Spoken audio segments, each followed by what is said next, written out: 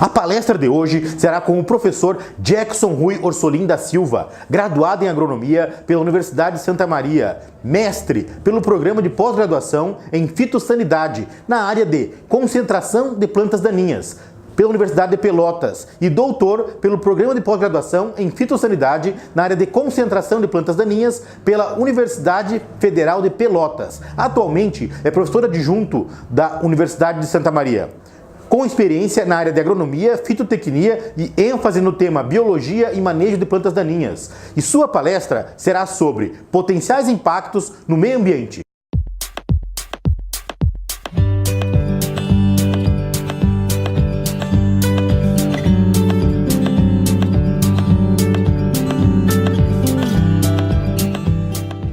Estamos aqui para mais uma palestra do CONIAGRO, Congresso Internacional do Agrotóxico.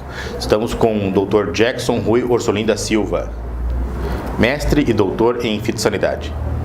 Muito obrigado pela sua presença, é um prazer tê-lo aqui conosco. Ok, obrigado. Eu que agradeço pelo convite de estar compartilhando algumas informações com vocês aqui. A palestra de hoje é sobre os impactos dos agrotóxicos. Como primeira pergunta, doutor, onde atuam os agrotóxicos? Bom, os agrotóxicos a gente limita basicamente a 3 grandes grupos, né, que são os herbicidas, os inseticidas e os fungicidas. Né? E cada um deles tem uma atuação específica sobre plantas, sobre insetos e sobre fungos. Né? No entanto, quando o agricultor aplica, né, esses produtos numa lavoura, existe a possibilidade deles ser transportado para outros lugares, né? Seja ele dentro de plantas que não são alvos, né, devido principalmente à deriva, né, ser colocado no solo, onde possivelmente não seja o local de ação deles, né, e no ar. Né? Então, nesses basicamente 3 pontos, né, nesse transporte, então ele vai sofrer algumas transformações e podem causar alguns impactos sobre outros organismos, né, sobre as águas, né, ser persistente no ambiente, causar contaminação de alimentos, entre outros. Né? E aqui eu vou trazer para vocês, né, alguns aspectos que eles são positivos, né, alguns aspectos que aparentemente não têm efeito, e alguns aspectos que podem ser negativos, principalmente quando esses agrotóxicos eles fogem do alvo, ou seja, eles são transportados para onde eles não foram aplicados. Tá? Então, no primeiro momento, eu vou trazer para vocês alguns trabalhos que foram publicados na literatura nacional e internacional, né, onde trago aspectos desse tipo de agrotóxicos.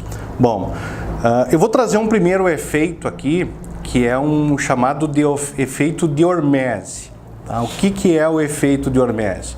O efeito de hormese ele está relacionado com a aplicação de baixas doses de algum composto. Normalmente se tem estudos bastante com herbicidas, né, que essas baixas doses causam um estímulo no crescimento de algumas plantas, né, onde se fosse aplicado doses recomendadas para a cultura, essa planta de certa forma morreria ou teria sérios impactos, né?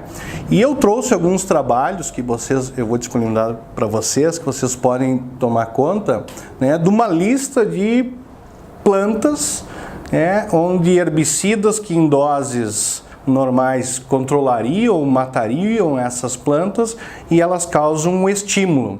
Né? Seja um estímulo no crescimento da planta, seja um estímulo na produtividade, seja um estímulo em alguns parâmetros fisiológicos da planta, como o aumento de fotossíntese, ou aumento de alguma proteína, ou algo do gênero assim.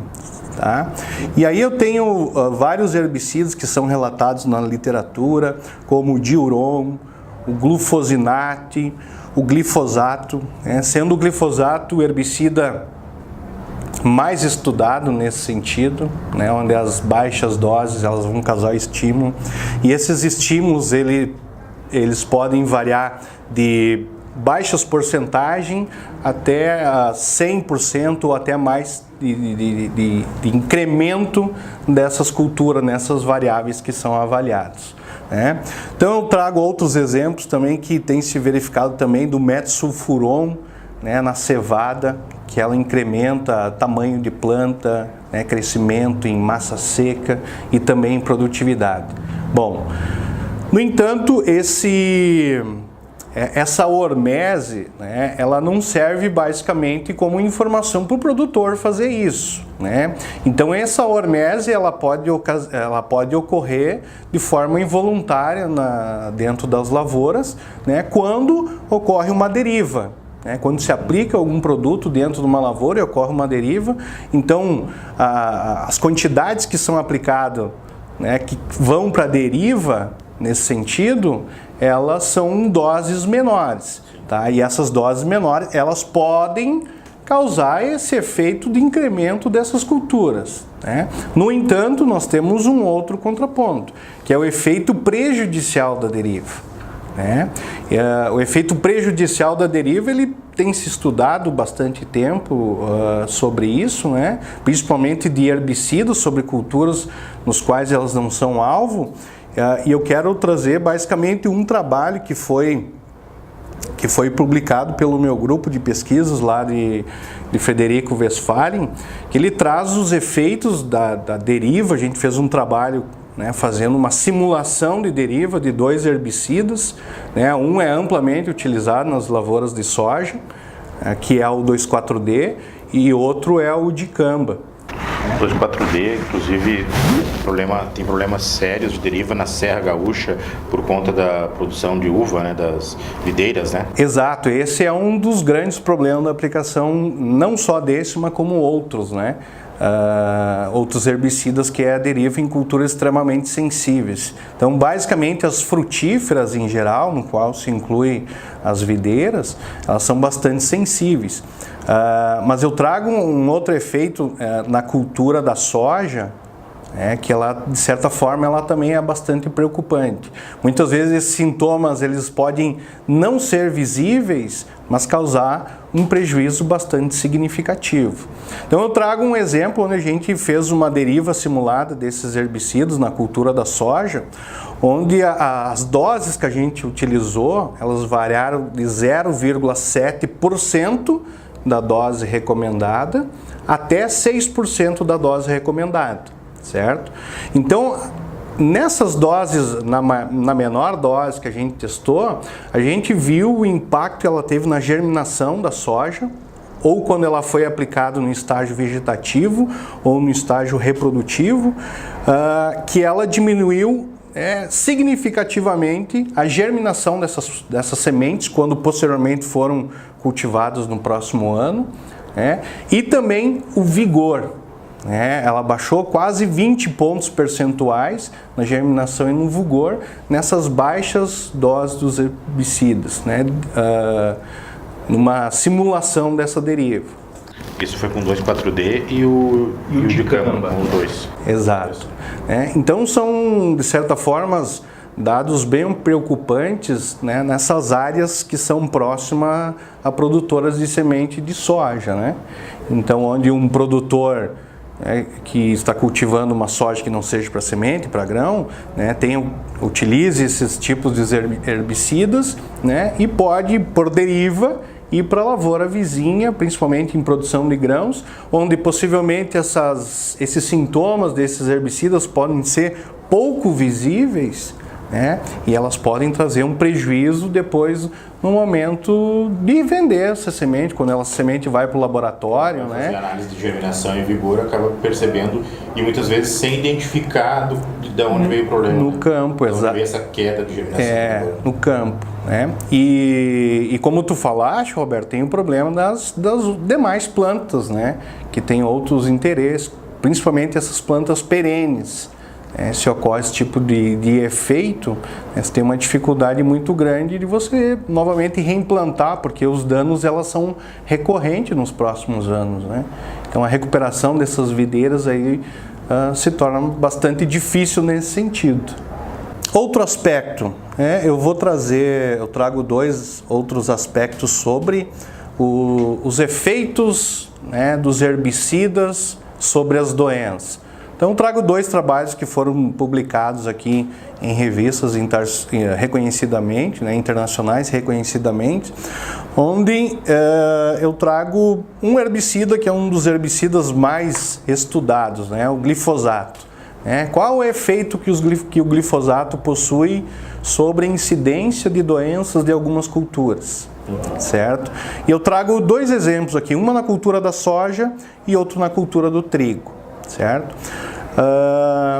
Então foi feito um trabalho, na verdade foi uma revisão bibliográfica onde traz bastante informações sobre a aplicação do glifosato em outras culturas, e eu trago um exemplo, né, desse trabalho, que é o efeito da aplicação do glifosato sobre a severidade de doença radicular da soja, né, onde na imagem vocês vão estar vendo, né, uma soja onde não foi inoculada a coronospora, né, uma doença conhecida para nós aqui como mancha-alvo, né, e aí vocês podem ver o desenvolvimento das raízes, né, um bom desenvolvimento radicular das raízes de soja, onde foi inoculado esse fungo, né, onde se percebe que houve uma redução daquela massa de raízes, e aonde foi a inoculação do fungo mais a aplicação do glifosato, né? Que a severidade ela é aumentada ainda mais, tá? Então tem-se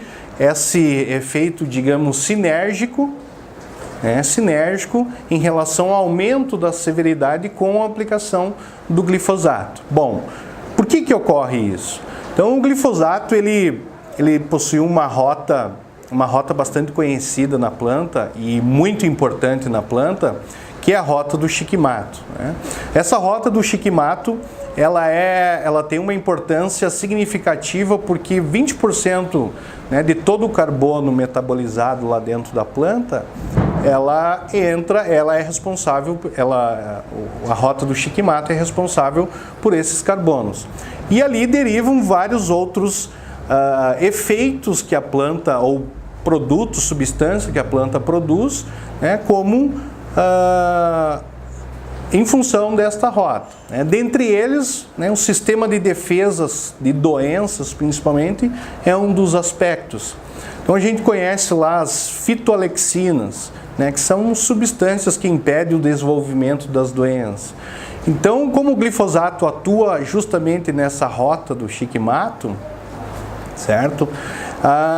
Essas fitoalexinas elas são reduzidas na planta. Então são essas que combatem diretamente, é uma forma de defesa natural da planta que combatem essas doenças. O trabalho foi feito com soja RR ou soja RR Pro? Esse trabalho especificamente? Essa aqui com soja RR. Com soja RR. E aí eu trago outro trabalho aqui que também é com trigo RR. Bom, não foi feito aqui no Brasil esse trabalho porque a gente não tem o trigo resistente ao glifosato, né?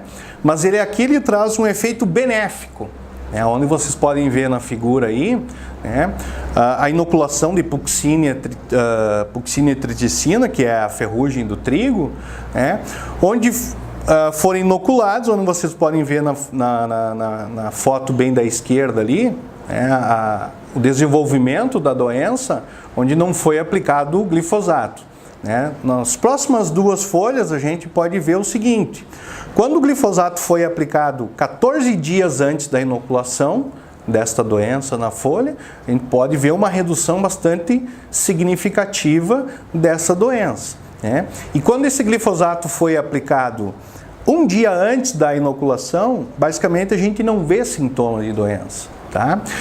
Esse mesmo resultado, basicamente, a gente vê em alguns trabalhos realizados aqui no Brasil com ferrugem da soja. Ou seja, que o glifosato nas culturas RR, tá, elas reduzem a incidência de alguns fungos, né? Principalmente essa ferrugem asiática, a ferrugem do trigo. Interessante essa relação do herbicida com as doenças fúngicas, né? Talvez o produtor, de modo geral, não tenha muito essa percepção dessa relação entre o glifosato e a incidência de doenças fúngicas, né? Mas uma coisa que tem que se levar em consideração aqui é que a gente não pode utilizar o glifosato como uma forma de controlar essas doenças, né?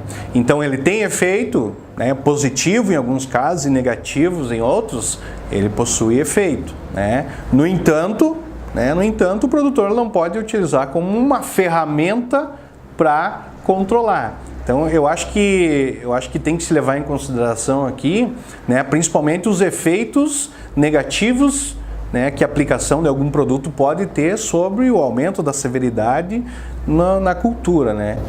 Sim, com certeza. Levar em consideração e principalmente até acompanhar isso, conhecendo essa informação, acompanhar para ver como ele poderia fazer um manejo talvez diferenciado para diminuir essa possível perda por conta dessa aplicação, né? Exato.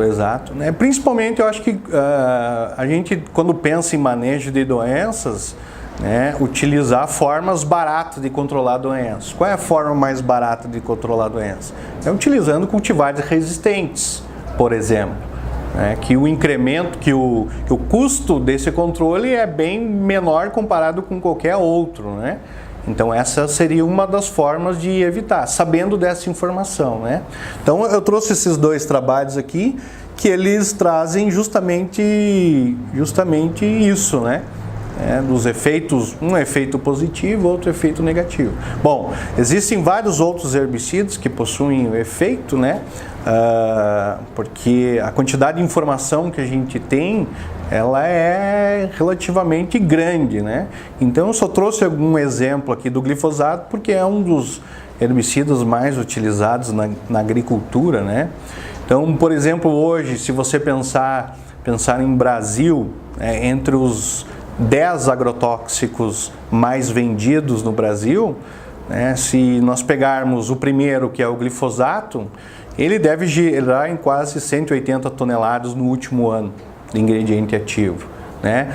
Os demais 9, eles passam um pouco de 200.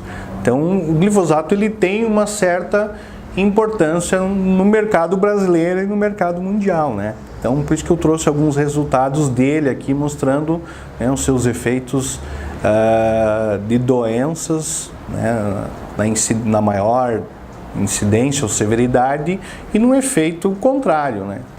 Eu trouxe um outro trabalho, na verdade, esse aqui é uma revisão bibliográfica, que ela trata de alguns fungicidas e inseticidas que são aplicados na lavoura de arroz. Todo mundo sabe que o inseticida, né, ele é utilizado para controlar alguns insetos e os fungicidas fungos, né?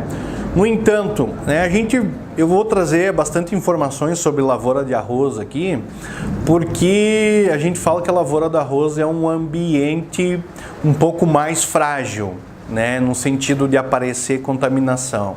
Por que ele é mais frágil? Porque principalmente ele está em ambientes muito próximos de rios. Então essa contaminação, de certa forma, ela aparece mais rápido.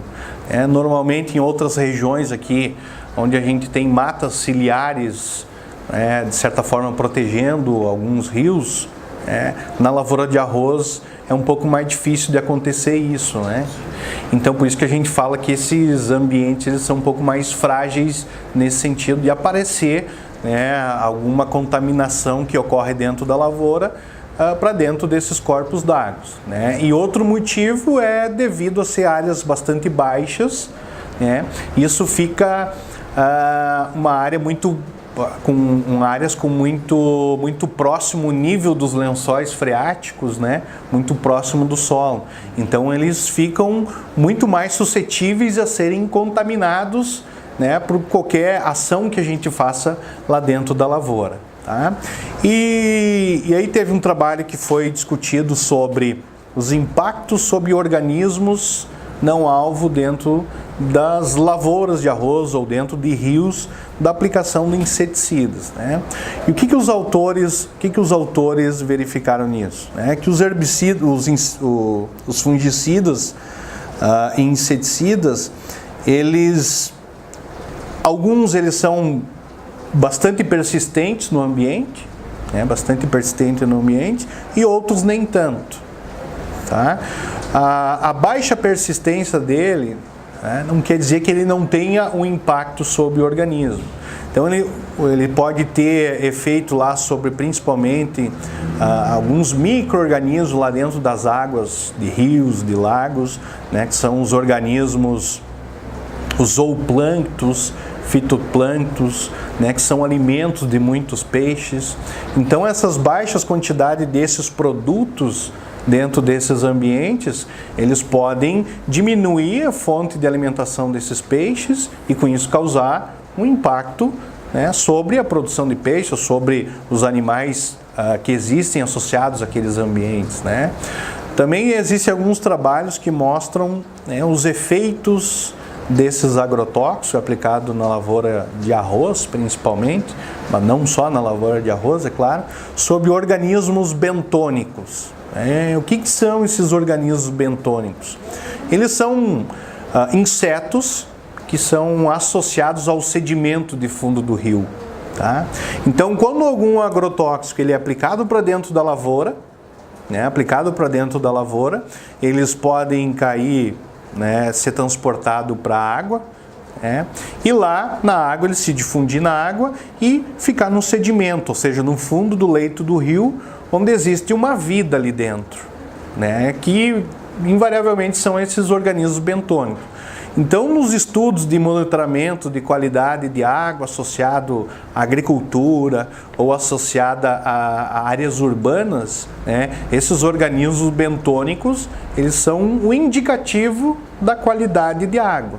Tá? Então, quando se vê muita diversidade desses organismos, quer dizer que ele é um ambiente natural, com pouco impacto, seja da agricultura, ou seja, das áreas urbanas. E quando se tem uma diversidade desses insetos associados a sedimento baixa e uma densidade alta, quer dizer que alguns predominam, ou seja, as nossas atividades antropológicas eles estão fazendo algum efeito que está modificando ali. Bom, só para compreender, nesse estudo que foi feito com relação a esses organismos, tratava-se, ou melhor, pesquisava-se considerando os defensivos, os agrotóxicos permitidos para a cultura de arroz. Ou também se viu alguma coisa de não permitidos de utilização de alguma molécula que não teria registro para a cultura. Esse tipo de avaliação, quando são coletados águas, normalmente tem que já pré-determinar quais são os agrotóxicos que se vai estudar. Eu vou trazer mais após alguns trabalhos que trazem alguns agrotóxicos que são proibidos, que vão estar no ambiente, vão estar nos alimentos, mas eles têm que se pré-determinar. Tá? Basicamente, esses organismos, a influência das atividades agrícolas ou urbanas, não tem como a gente separar basicamente qual é o efeito do agrotóxico ou qual é o efeito dos nutrientes que estão sendo levados para dentro desses rios, ou qual é o grau de erosão que ocorre nas lavouras e vai para isso. Não existe como a gente separar. Ele dá uma ideia da agricultura ou das atividades que são feitas ao redor. Tá? Então, todas as atividades que a gente faz no campo, a gente gera um impacto. E esse impacto muitas vezes é mostrado por esses organismos. Bom, Roberto, eu trago um outro trabalho aqui que vocês podem estar acompanhando ali, que é sobre os efeitos do fungicida no solo. Muitos têm se falado com o aumento da utilização de fungicidas na lavoura de soja, principalmente há quase 20 anos, com a entrada da ferrugem asiática, se aumentou muito a utilização destes. Muitos têm se falado que esses fungicidas causariam um impacto sobre a microbiologia do solo, sobre fungos e sobre bactérias né, que são importantes micro-organismos na decomposição da matéria orgânica, na mineralização dessa matéria orgânica, ou seja, disponibilizando nutrientes para as outras culturas. E eu trago uma informação relativamente antiga, né, de 2006, mas ela é válida ainda, sobre o efeito do fungicida tebuconazole no solo, né? O que acontece quando se aplica esse tebuconazole no solo? Será que os fungos diminuem as suas colônias, as bactérias diminuem as suas colônias? Em 2006, o tebuconazole era o fungicida mais utilizado na soja, né? Talvez agora tenha perdido um pouco em função, mas era o fungicida mais utilizado nessa época. E eu trago um trabalho que vocês podem ver, onde ele mostra, né, a quantidade de bactérias e também de fungos nesses solos, né? Então ali nas barras pretas, né, as barras pretas é o solo sem aplicação do tebuconazole. E as demais barras amarelas são o incremento da dose do tebuconazole no solo, tá? E invariavelmente, principalmente ali para bactérias, né, a gente verifica que à medida que o tempo de incubação desse tebuconazole no solo aumenta, né, a colônia de bactérias também aumenta. Ou seja, o que muitos pensavam que reduziria o número de bactérias, né, tanto para fungos, o efeito ao contrário, né? Claro que o fungicida não vai controlar bactérias, né?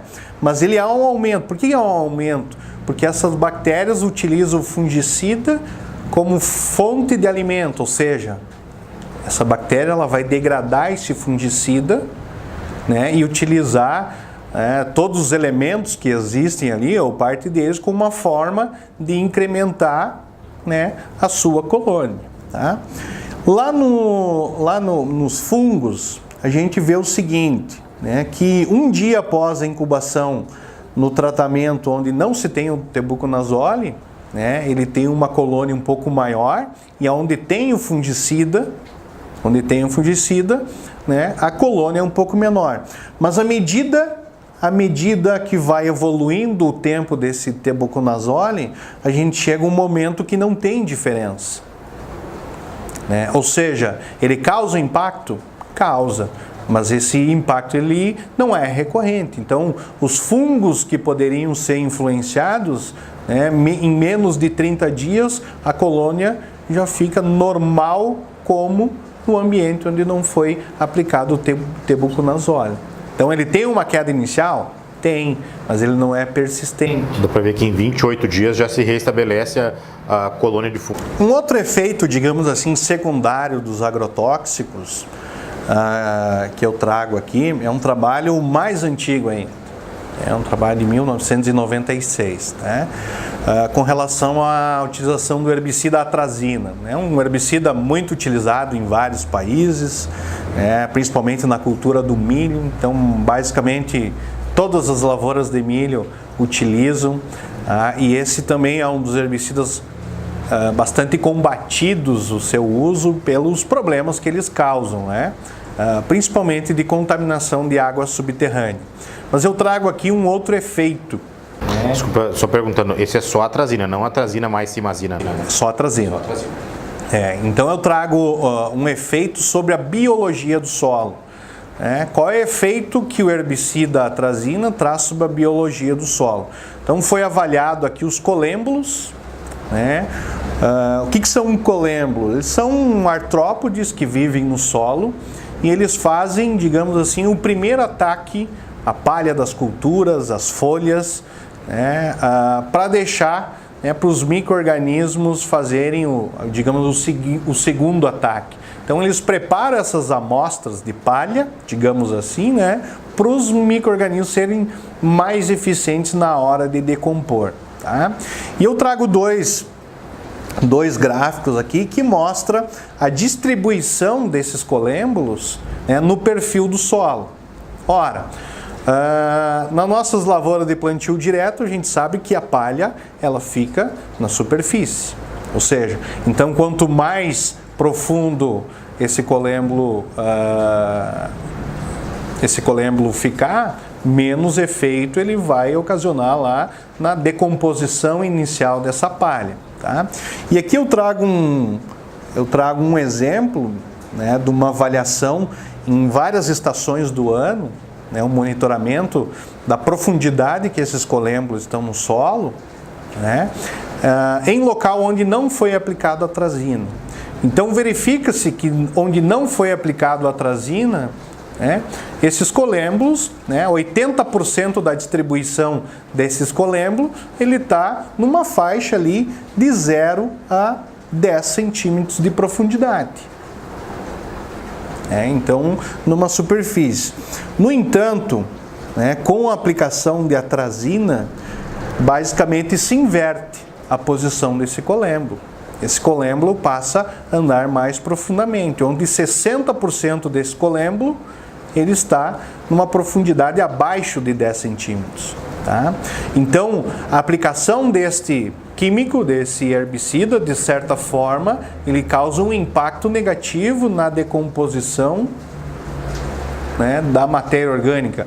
É o primeiro ataque da decomposição da palha no ano. Da palhada no milho, nesse caso, seria onde é mais utilizado esse herbicida? Exato, pode ser né, de qualquer palha, né? Mas então isso de certa forma é um efeito negativo da aplicação, né?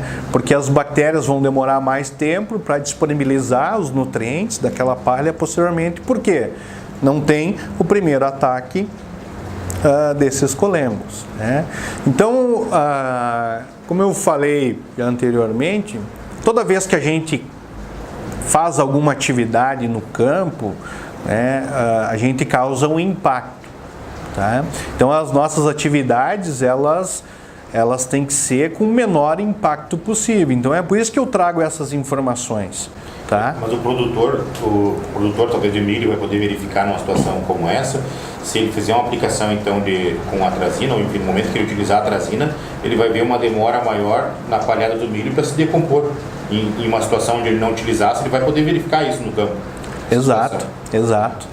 Pode ser sim. De certa forma, isso é benéfico ou não? Para a microbiologia do solo, isso não é benéfico, porque normalmente aí as colônias elas não aumentam. Porque hoje se pensa em aumentar a biodiversidade, seja a biodiversidade de plantas, a biodiversidade de micro-organismos, para acelerar esses processos de disponibilidade de nutrientes, né? Então essa flora, digamos assim, a flora e fauna do solo, né, ela é bastante importante, né, na ordem de você ficar menos dependente, né, de químicos principalmente. A gente sempre fala, quanto maior for a diversidade, né, maiores são os benefícios para a agricultura. Tá? Então essa é uma informação que ela vem ao encontro disto. Né? Sabendo que alguns produtos podem causar um impacto sobre esses organismos, né, talvez a gente pode pensar em fazer uma troca, um revezamento ou utilizar outra estratégia para aumentar a quantidade desses organismos que são indicadores de boa qualidade do solo. Sem dúvida. E do retorno dos nutrientes ao solo e disponibilidade desses nutrientes para a planta da próxima cultura. Exato, exato. Bom, Roberto, agora eu vou trazer outras informações que tratam sobre a contaminação de águas, né? Sejam águas de rios, sejam águas subterrâneas, seja água que entra na nossa torneira, ou seja a água da chuva, né? Então, quais são os efeitos dos agrotóxicos que são aplicados dentro da agricultura, né? E quais são os destinos que ele tem, que não o destino que se destina, né, com perdão da redundância, se destina a fazer o efeito. Bom, então nessa figura a gente pode ver um esquema, né, que demonstra a dinâmica desses agrotóxicos no ambiente quando eles são aplicados sobre algum cultivo. Tá? Então, quando eles são direcionados aos cultivos, basicamente, eles podem ter outro destino. né? Um do destino é a deriva, né, que eu já citei alguns casos anteriormente. O destino pode ser a volatilização desses agrotóxicos para o ambiente, para o ar. Tá? Então esses produtos que são volatilizados, eles podem retornar novamente através da chuva. Né? Esses agrotóxicos eles podem cair no solo, né? e podem causar um efeito em cultivos em sucessão, um efeito de dano em cultivos em sucessão. Esses agrotóxicos podem cair no solo, né, se depositar no solo e parar posteriormente dentro de um rio, né, devido ao escorrimento superficial, devido a uma chuva, ou eles podem lixiviar, né, que esse que eu acredito que é um dos grandes problemas que nós temos dos agrotóxicos. A lixiviação para corpos de águas mais profundos. Porque à medida que ele entra num ambiente, né, no perfil do solo, tá? Em camadas mais profundas, a gente fala que em camadas mais profundas do solo ele é um ambiente recalcitrante. Tá? O que é um ambiente recalcitrante? É um ambiente onde basicamente pouco desse agrotóxico ele vai ser degradado, né? Porque para que haja a decomposição desse agrotóxico, ele precisa de alguns meios para isso. Né? Um dos principais meios são as bactérias e fungos. São a principal forma de degradação dos micro-organismos, dos agrotóxicos, perdão. Então, à medida que não tenho bactérias em camadas mais profundas, eu não tenho decomposição. Outro fator é a luz. Que alguns agrotóxicos são decompostos pela luz, e lá embaixo não tem luz. Então esses são os principais, digamos assim. Então esses produtos eles tendem a acumular nesses ambientes mais profundos. Tá? E eu vou trazer 2 trabalhos que foram realizados no ano de 2007 e 2008, primeiramente, que eles falam sobre o monitoramento de agrotóxico em águas superficiais e subterrâneas, de regiões orizícolas do sul do Brasil, do Rio Grande do Sul e também do estado de Santa Catarina, onde se produz esse arroz irrigado. Basicamente são essas regiões mais importantes. Como eu tinha comentado, são ambientes extremamente frágeis, onde existe uma grande probabilidade desses agrotóxicos são aplicados nas lavouras e sofrerem lixiviação, onde nós temos o lençol freático mais superficial e com isso causar uma contaminação desse lençol freático. E outro é o destino, o transporte desses agrotóxicos para os rios. Tá? Então eu trago esses trabalhos aqui, onde foram realizados monitoramentos em 3 épocas, do cultivo do arroz. Locais de coletas, esse slide. Isso, esse slide mostra... Esse slide ele mostra aqui os locais onde foram coletados. Então, nas regiões onde se produz arroz, na região da fronteira oeste, região da Campanha, região da Depressão Central, região sul do estado, na região aqui da Lagoa dos Patos, no norte do estado, no litoral norte, e também no litoral sul de Santa Catarina. Então esse monitoramento ele foi realizado em 3 épocas, que a ideia era verificar o seguinte, o quanto de agrotóxicos, alguns agrotóxicos que foram escolhidos por estudo, estão contaminando as águas superficiais de rios, principalmente, e águas subterrâneas, em 3 épocas. Então essas coletas de água foram realizadas no mês de setembro, agosto, setembro, quando basicamente não se tem o cultivo do arroz dentro do zoneamento do arroz do Rio Grande do Sul, no meio do cultivo, ou durante o cultivo, lá em novembro e dezembro, e posteriormente o final da colheita, quando se tem a drenagem das lavouras para dentro daquela água de dentro das lavouras para os rios, e onde foi feito esse monitoramento. Bom, Aqui nesse slide mostra quais foram os agrotóxicos monitorados nesse trabalho. Então foi lá o clomazone, quinclorac, o penoxulam, imazetapir e imazapic. Então esses 5 primeiros são herbicidas bastante utilizados dentro da lavoura. E aí eu trago 3 inseticidas. O carbofuran, que é um inseticida hoje, ele é proibido a sua utilização e a sua comercialização, mas na época não era. Um metabólito desse carbofuran, o que é um metabólito? À medida que o carbofuran se degrada, via qualquer forma, ele vira um metabólito. E esse metabólito, esses metabólitos dos herbicidas, inseticidas e fungicidas, eles podem ter uma ação menor que o seu componente principal ou maior. Tudo depende do produto, E o outro aqui é o fipronil, muito utilizado para tratamento de sementes, em várias culturas que nós temos, Para controle de formigas também. Então eu trago esse trabalho ali que ele demonstra a frequência, ou seja, a porcentagem dos agrotóxicos, e a concentração encontrada nessas regiões, na média de 3 épocas de coleta nas 7 regiões orizícolas do estado. Bom, então foram feitas 21 coletas, locais de coletas, onde em cada local de coleta foram realizados 3 coletas em diferentes épocas. Tá? Então o que se vê aqui, basicamente, na primeira época, tá? Quando é que era a primeira época? A primeira época era basicamente quando não se imagina que não se teriam sido aplicados agrotóxicos dentro das lavouras de arroz, porque era meados de setembro, outubro, onde as lavouras recém estavam sendo implantadas. E aí a gente vê aqui a ocorrência aqui, por exemplo, do clomazone, que é um herbicida pré-emergente, assim como o imazetapir e o imazapic, que são 2 moléculas que são bastante utilizadas nas lavouras de arroz, com os arroz Clearfields.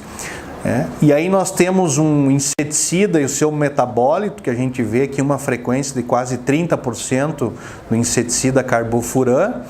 E aí nós temos aqui o fipronil, onde em todas as áreas a gente encontrou fipronil. Isso em águas superficiais, ou seja, a gente coletava de rios. Então todas as áreas... 100% encontrado fipronil. 100% a gente encontrou fipronil. Exato. E aí eu quero mostrar aqui a frequência desses agrotóxicos aqui na terceira época. Quando é que era essa terceira época? Essa época foi quando os orizicultores eles retiravam a água dentro das lavouras e essa água era drenada basicamente para dentro dos rios. Então, invariavelmente, aquele produto que é aplicado dentro da lavoura, que não é decomposto, ou que não foi absorvido no solo, ou que não foi absorvido pelas plantas, eles ficam dissolvidos naquela água e posteriormente eles podem ser carreados lá para dentro dos rios. E aqui eu trago um aumento da frequência desses produtos lá dentro dos rios.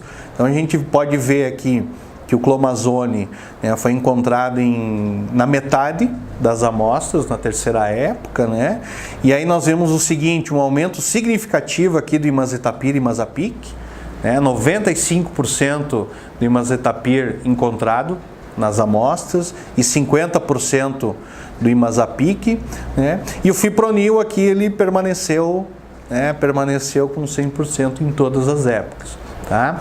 Bom, isso é problema? De certa forma, ele é um impacto que a gente verifica, tá? Mas agora eu quero mostrar para vocês aqui as concentrações, que ocorrem nesses locais. Então essa concentração está em microgramas por litro. Então são concentrações extremamente baixas que ela não chega né, o limite permitido dito lá pela Anvisa. Existe uma portaria da Anvisa onde ele demonstra lá quais são as concentrações, né, máximas permitidas, né, dentro de águas, né, águas de rio, água potável, água subterrânea. Tá? Então essas concentrações aqui, para todas elas, né, elas não chegam a ser, né, problemáticas, digamos assim. Para o ser humano. Para o ser humano. Não, o que talvez ainda possa ou precise se avaliar, não sei, talvez existam estudos, mas estou levantando a questão aí, possa se avaliar, seria o problema que pode causar então para animais, micro-organismos aquáticos, onde talvez, mesmo essas quantidades sendo pequenas, ainda possa trazer algum tipo de problema. Então essas concentrações dentro dos rios, né, uma parte desses produtos eles vão se decompor, né, por luz, hidrólise e outros processos, né? E aí eu trago outra informação aqui, que próximo dessas áreas orisícolas a gente coletou de águas subterrâneas.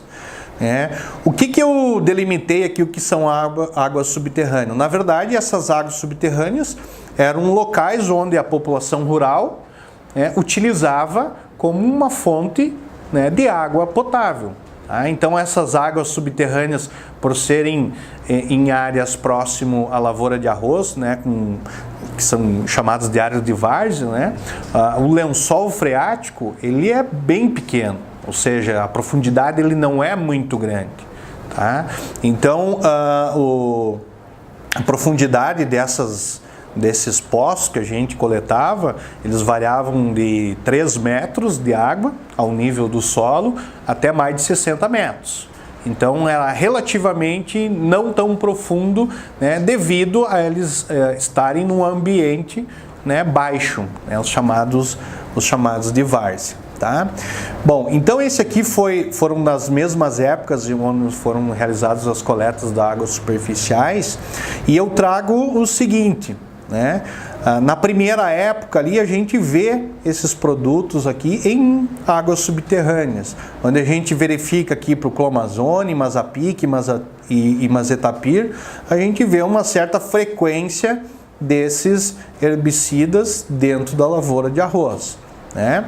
Tem alguns outros aqui que não foram detectados, como o penoxulan, o quinclorac, o carbofuran e o metabólito do carbofuran. E também o tebuconazole. Mas o fipronil, sim. De novo, 76%. De novo, quantidade bem significativa. Bem significativa. E aí, quando nós formos aqui para as demais épocas, principalmente desse fipronil, a gente vê o seguinte, que essa frequência ela aumentou.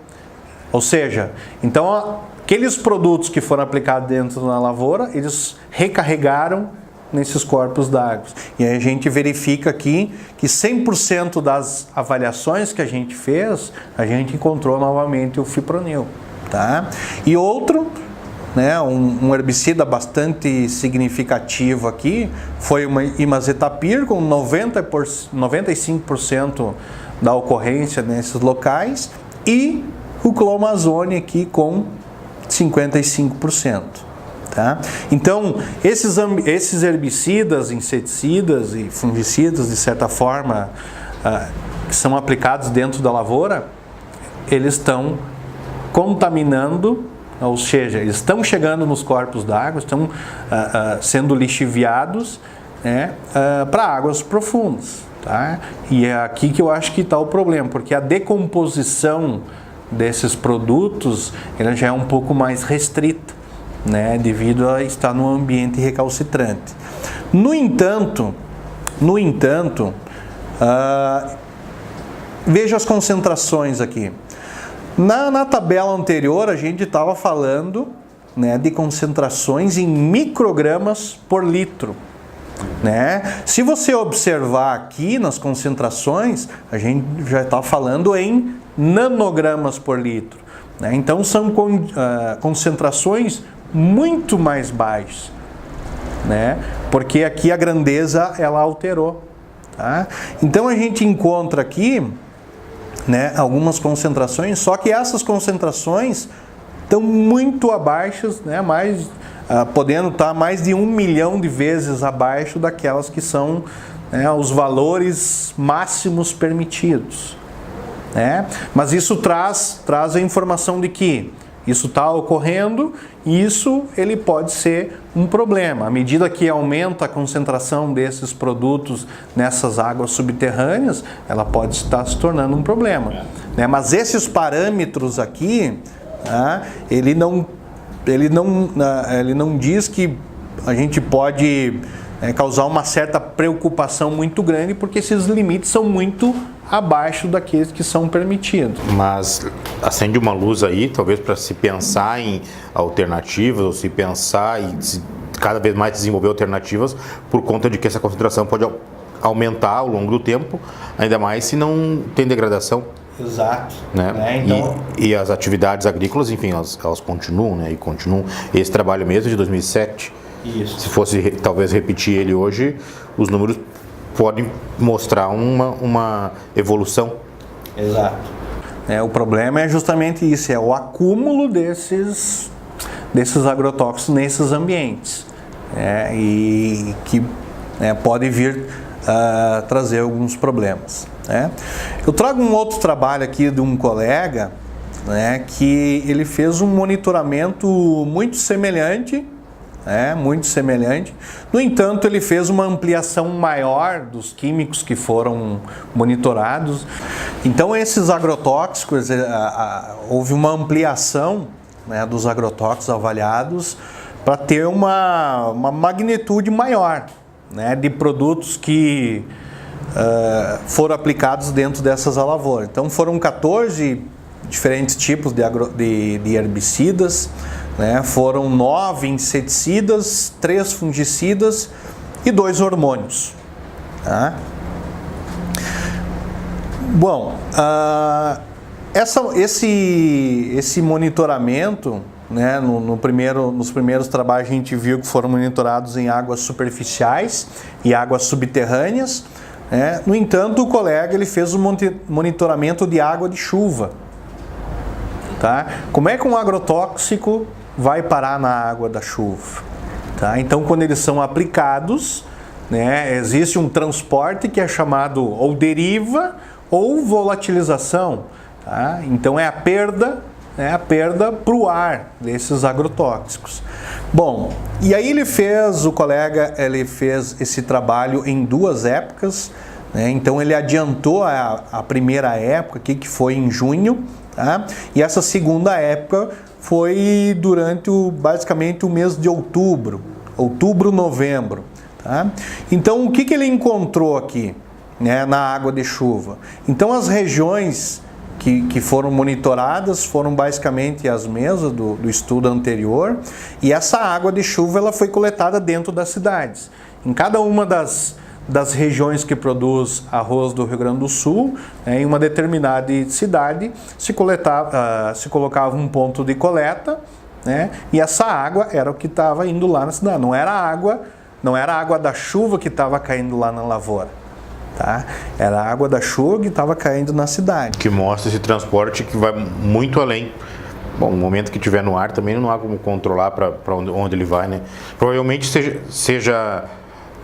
ficou em suspensão no ar e quando choveu, absorveu e trouxe de volta para o solo.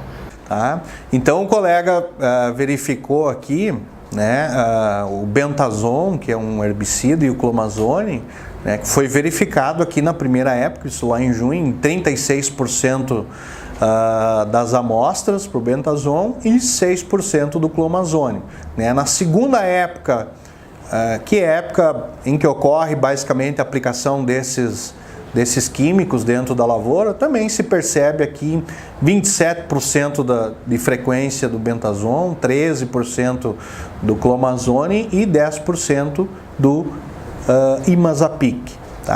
Mas voltando aqui, falando das concentrações, da mesma forma, essas concentrações aqui, elas estão bem abaixo daquelas que são, digamos assim, regulamentados pela Anvisa, dos valores máximos permitidos.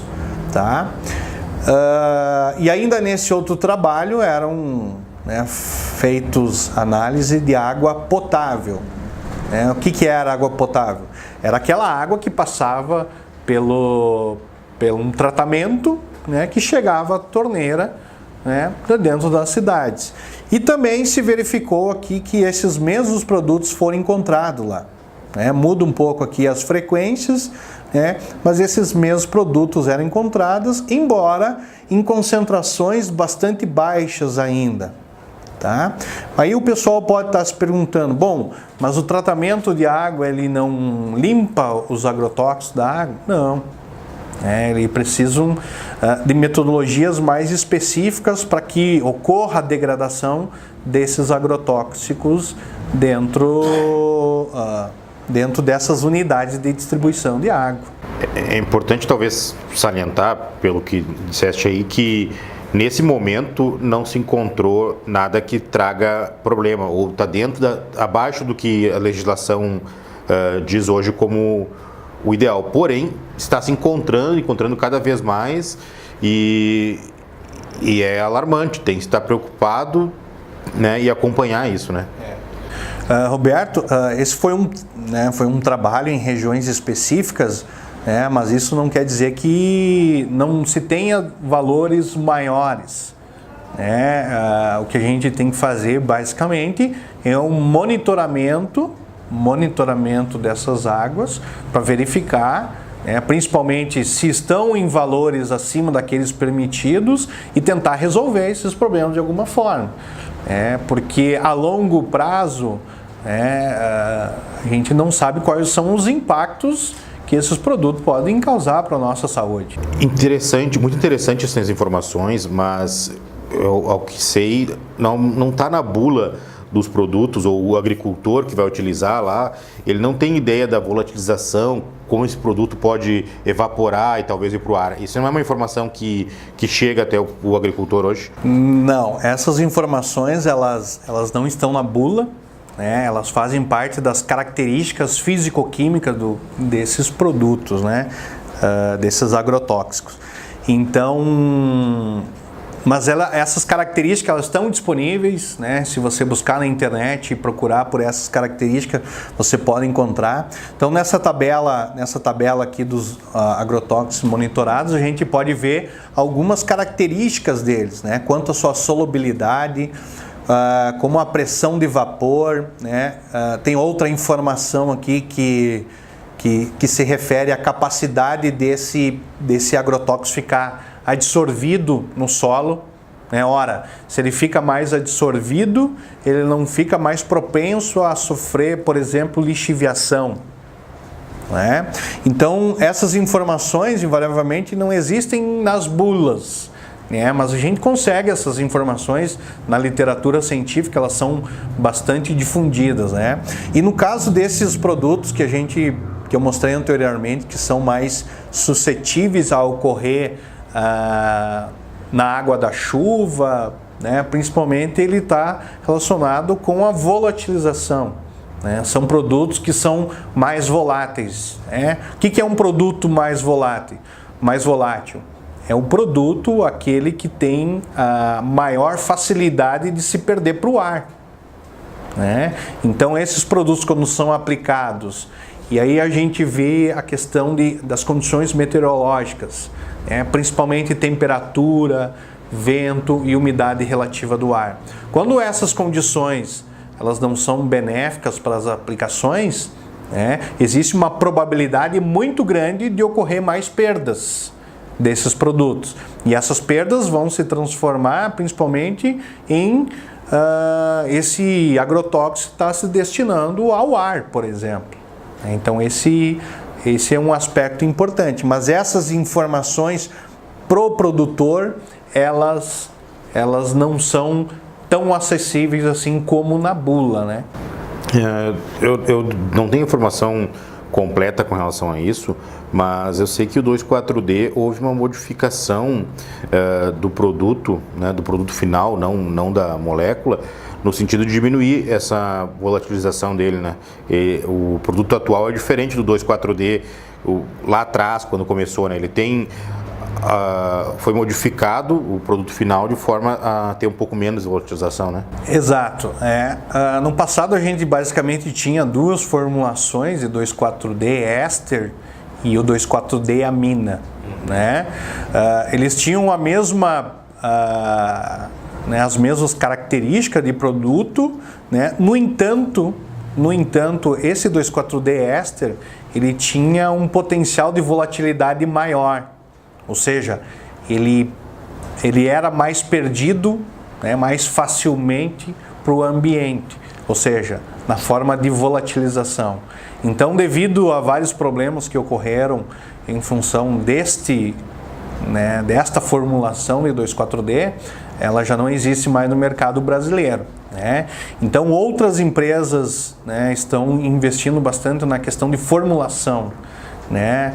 Tanto o Clomazone, que é um dos produtos que foi encontrado nesses monitoramentos, né, para tentar minimizar, né, os efeitos dessa volatilização, né? Então, tem se trabalhado bastante numa questão de formulação, com diferentes formulações desses herbicidas para minimizar o máximo desse impacto que ele poderia causar, que é a volatilização ou propriamente a deriva, né, em outras culturas.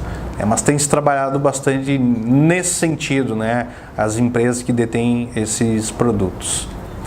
Roberto, e aí eu vou trazer um outro trabalho aqui, né, que ele demonstra níveis de alguns organoclorados, que são inseticidas, que basicamente hoje a gente não tem na agricultura mais, né, que são inseticidas altamente persistentes no ambiente.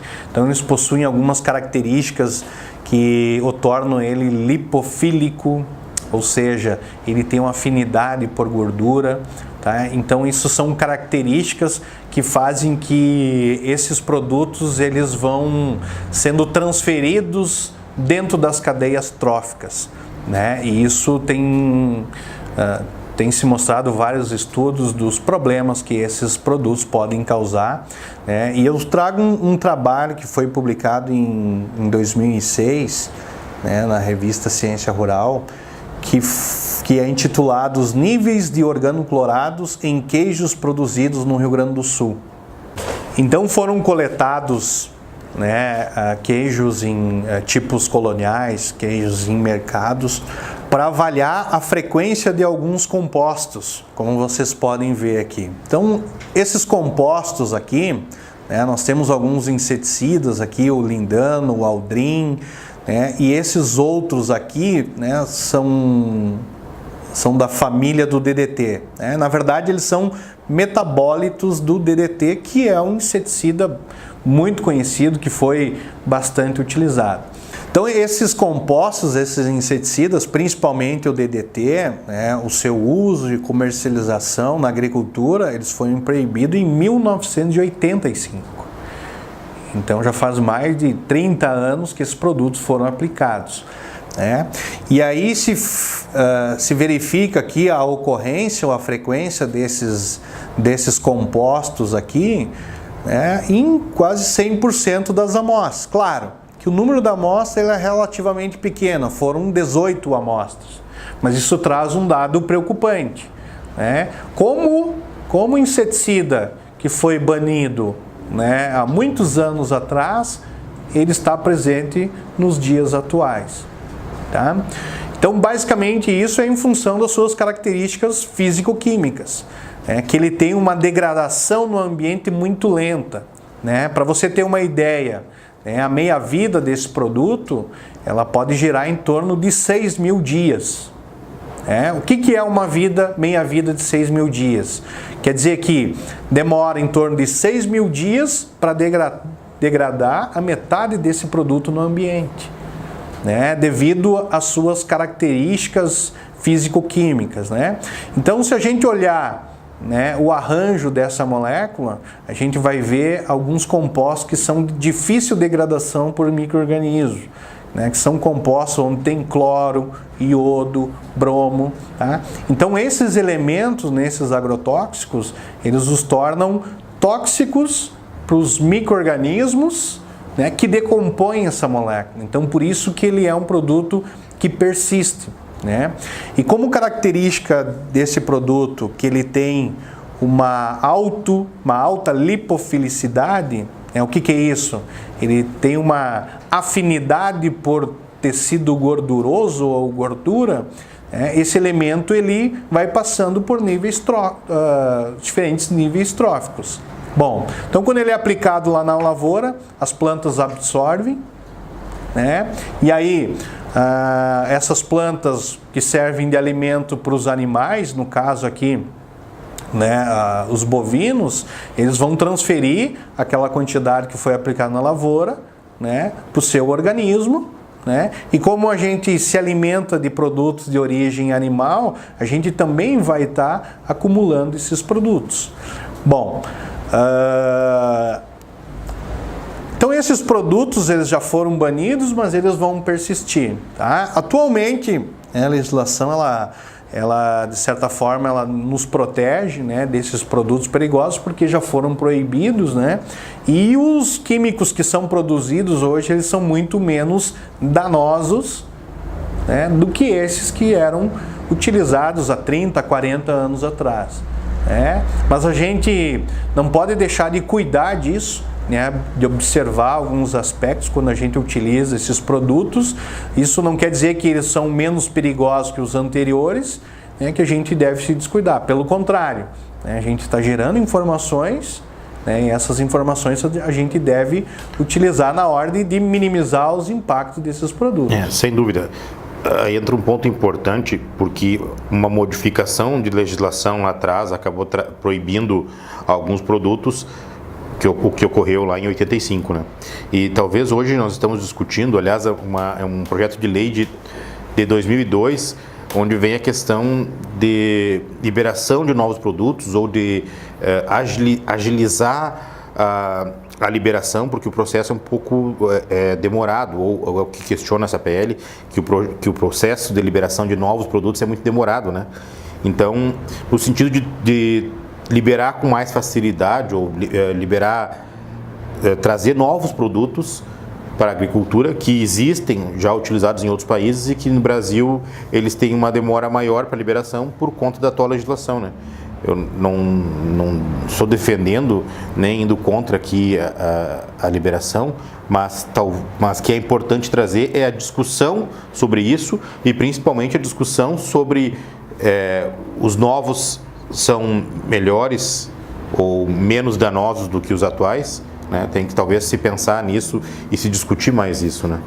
Então a legislação, né, a lei dos agrotóxicos e o seu decreto regulamentador, ele traz alguns aspectos bastante importantes, né, onde não pode haver registro de algum produto, né, que seja mais tóxico daquele que já está registrado, né? Ou seja, então a tendência de registro é sempre de produtos um pouco mais seguros daqueles que já estão no mercado, né? E lá ele traz outros aspectos, né, sobre antídotos, né, aqueles produtos que causam algum efeito sobre a saúde, né, das pessoas.